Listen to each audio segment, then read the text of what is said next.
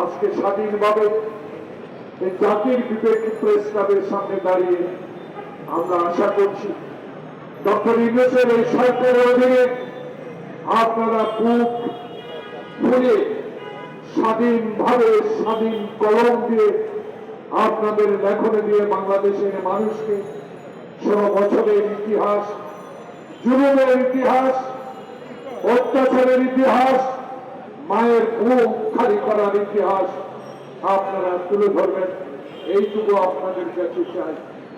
আপনারা ক্লিয়ার কাছের সামনে দাঁড়িয়ে সেদিন প্রতিবাদ করেছেন, আপনারা গুলির সামনে দাঁড়িয়ে এক পা পিছ পা হন নাই।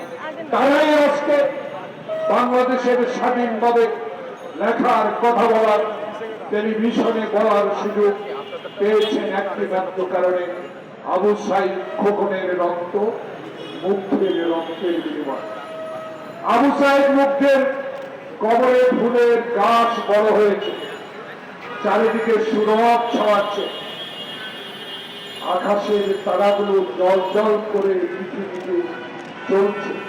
তখনই ডক্টর ইউনূস বাংলাদেশের 16 কোটি মানুষের দায়িত্ব হাতে নিয়েছেন।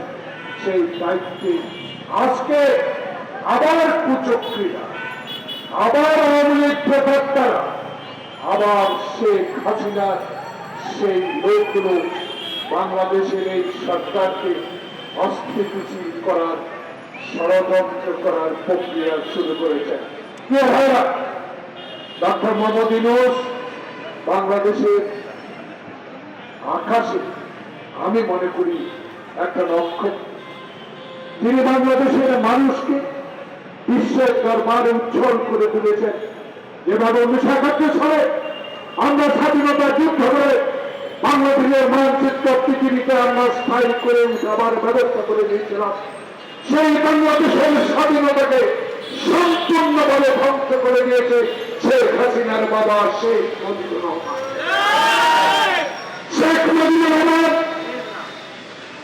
স্বাধীনতায় কোথায় আপনি যুদ্ধ করেছিলেন? আপনার দল কোথায় যুদ্ধ করেছে? কোন সেক্টরে আপনার লোক যুদ্ধ করেছে?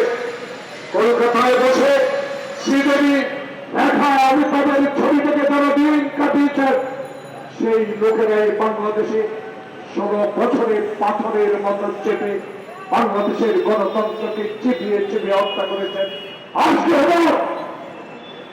আপনারা আমাদের প্রিয় নেতা ডক্টর মোহাম্মদ ইউনূসের বিরুদ্ধে ষড়যন্ত্র শুরু করেছেন।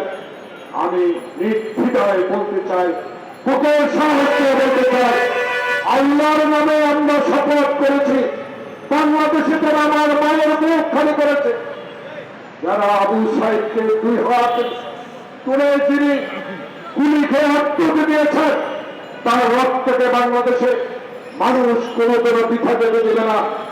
আপনারা যত ষড়যন্ত্র করুন না কেন, আপনারা বাংলাদেশের মাটিতে আর কোনোদিনও আওয়ামী লীগের নাম নিয়ে আসতে পারবেন না।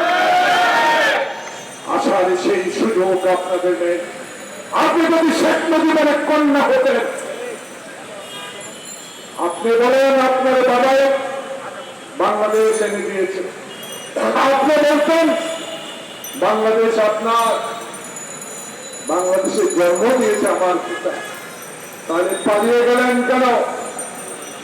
16 বছর বাংলাদেশে গণতন্ত্রের নামে অগণতান্ত্রিক কাজ করে কিছু পুলিশ কর্মকর্তা বেনজিরের মতো লোক দিয়ে বাংলাদেশের মায়ের মুখ খালি করেছেন।